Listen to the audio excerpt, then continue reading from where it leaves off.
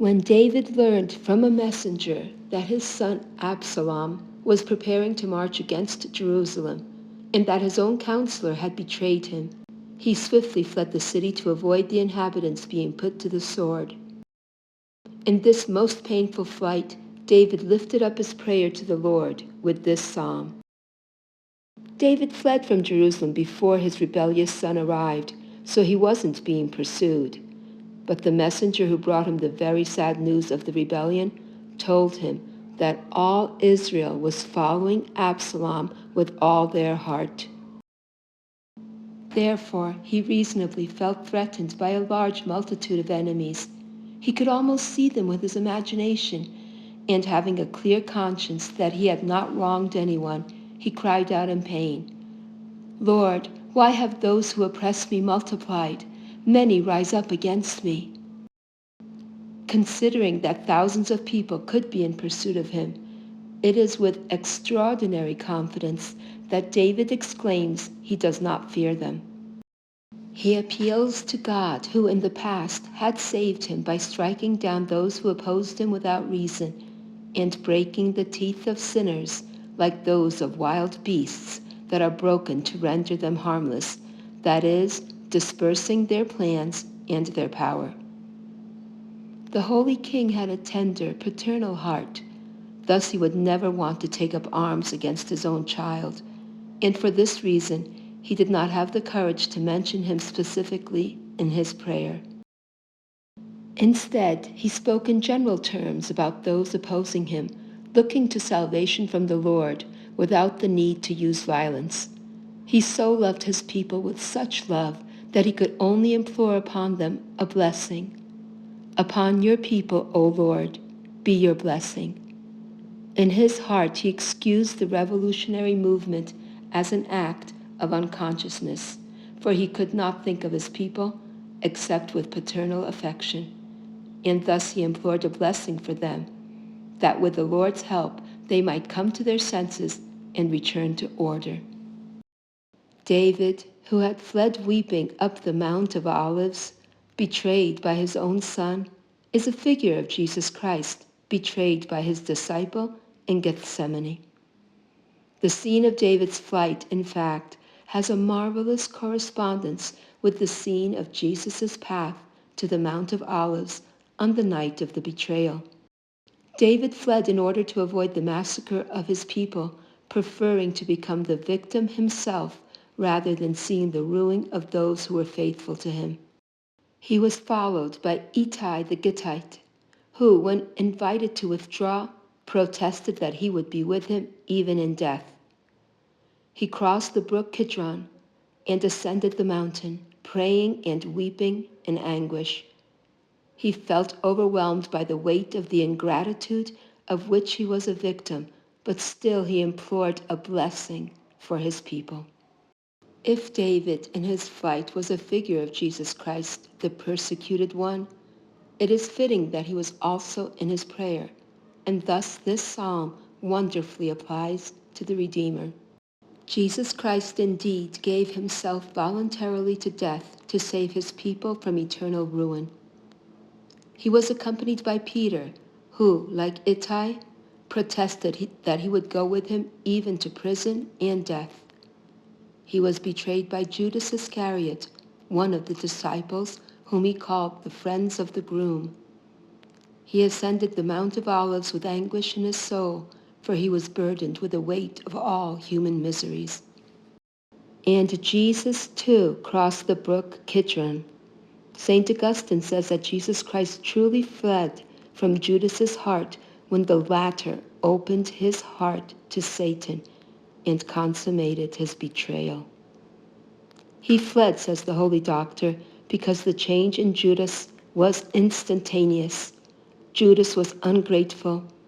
Jesus vanished from his heart, and Satan invaded him, driving him to betrayal. As soon as he was handed over to his enemies, at that very moment, Jesus saw those who oppressed him multiplying around him, for many of those who had followed him turned against him, and rising up against him, demanded his crucifixion. They acted thus, as St. Augustine says, because they did not believe that he could rise again. They considered him abandoned by God. The mockery made of him when he was on the cross echoed the words of the psalm, "There is no salvation for him in his God." But the Redeemer cried out to his Father, prayed, fell asleep in death, slept in the tomb, and rose triumphantly. The Father defended him with the triumph of the resurrection, glorified him by clothing him in immortality, and lifted him up, establishing him King and Lord over all nations and the entire universe. Jesus Christ serenely sacrificed himself, and like David, he fled without fighting. He ordered Peter to put the sword back in its sheath. Silently he ascended Calvary, and stretched out on the cross, he opened his bleeding arms and prayed for his ungrateful people, excusing the crime they had committed as an act of ignorance. Forgive them, for they know not what they do. If Jesus Christ was persecuted and driven out of Jerusalem, so also is his mystical body persecuted. The Church, a beautiful and beneficial institution for all of human society, is unreasonably opposed by the world and betrayed by her own children.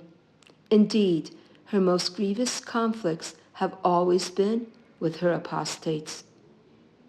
She too can say to the Lord, "Why have those who oppress me multiplied? Many rise up against me." The world believes that the Church is merely a human institution. The world does not believe that she is sustained by a supernatural force, and thus emphatically exclaims, there is no salvation for her in her God. But the Church does not die. The Church does not boast of material power, does not lean on earthly supports. Her defense, her glory, the shield surrounding her, is God himself. She fights by praying, resting in her King with confidence. She does not fear the thousands of people who plot against her, because her history has been a perennial triumph. She has seen all her enemies defeated. She has seen the powers destroyed who had launched themselves against her like wild beasts. In grave dangers, the Church maintains two approaches. She hopes for salvation from the Lord and prays for her persecutors. She trusts and extends a blessing, just as her King extended it from the cross. Why, O my Jesus, have those who oppress my soul multiplied? Many rise up against me to dethrone you in my heart. Passions unsettle me. Satan ensnares me with discouragement and despair, making me believe that amendment and salvation are impossible for me. But you, O Lord, you are my shield. You defend me with your love. You raise me up with your grace. You hear me from the heights of your mercy. So many times I have fallen asleep in deadly sin and in the lethargy of my spiritual sloth, yet I keep rising because you sustain me. Arise, O Lord, save me from the dangers of the soul, for with you I do not fear those who would ensnare me. Deliver me from sin, for this is the most dangerous enemy for me, the greatest snare. Peace with you is so sweet, the state of grace so gentle, that I can no longer be a victim of my passions without living in the greatest unhappiness. Arise, O my God, save me, for you have conquered sin. You have broken the power of Satan. In you I trust, for you are my Savior. I entrust myself to you, for you bless my soul and all my faculties, that I may live in peace with you. Arrivederci till next time. Jesus, you take over. Take care of everything. Gesù, pensaci tu.